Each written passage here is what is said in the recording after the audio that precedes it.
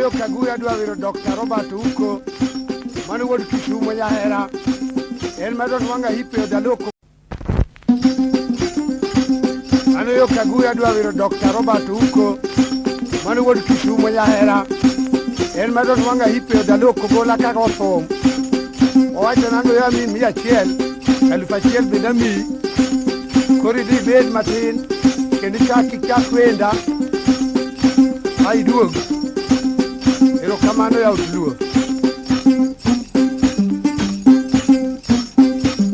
Emu mana kindang bo uko kaseda tie mavero mana kinda uko kaseda e mavero mana kinda igero nopi obati ja Kisumo mana kinda yebu bwana Kibaki tawero wendi mana kinda igero nopi wana mbalu yego mana kinda uko makaseda oge ukiswe mana kinda igero nopi somo buko tieko mana kinda wanyingu mangongono Dr. Robert mana kinda igero nopi hata bwana kwanyo mana kinda kendo iye gitije wodi Kisumo mana kinda igero nopi hata Dr. Nyoka mana kinda mano wodi Kisiyo iye gitije mana kinda igero nopi uko makaseda mana kinda hata nyayo mamaru iye gitije mana kinda igero nopi haya lieli Kisumo uko wodi Konyando hata kuwendi mana kinda igero nopi Robert ye mavero mana kinda Mungu yawa totaya ye maliet mana kinda igero nopi Yetu beta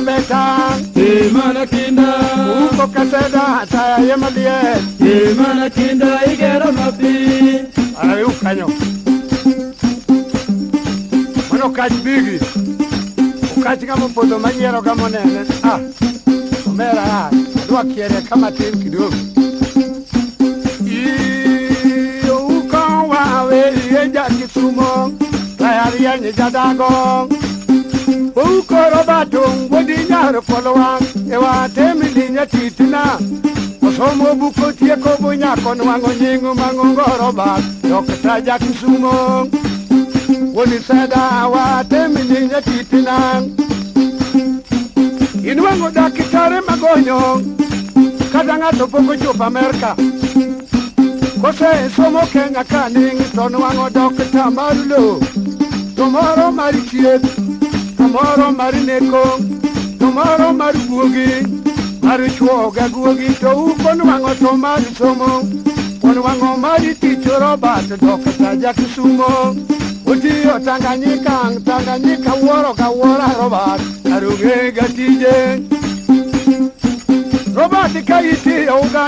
Uganda bende woro ka wora Robert Karuge gatije Wouko Iwero woni seda nitali woni jadago Wouko wodi Konyando Wodi nyahera wate mininya titina Totidi ka wonongo yo kayiwo kenilwanda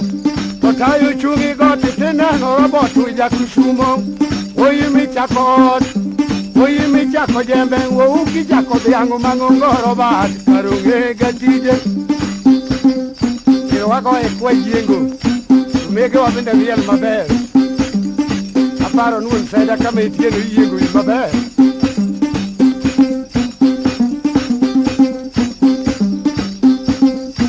Mano Robert abondo di Kanyosu Upenyo mwenye Kinyosu rafiki yangu Chako nyaolea mimi Mwenye Kinyosu wacho nene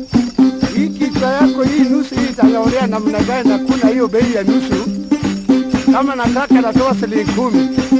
Nitanyaolea yote Robert tumowei kamano Uko howe otuone kala jadago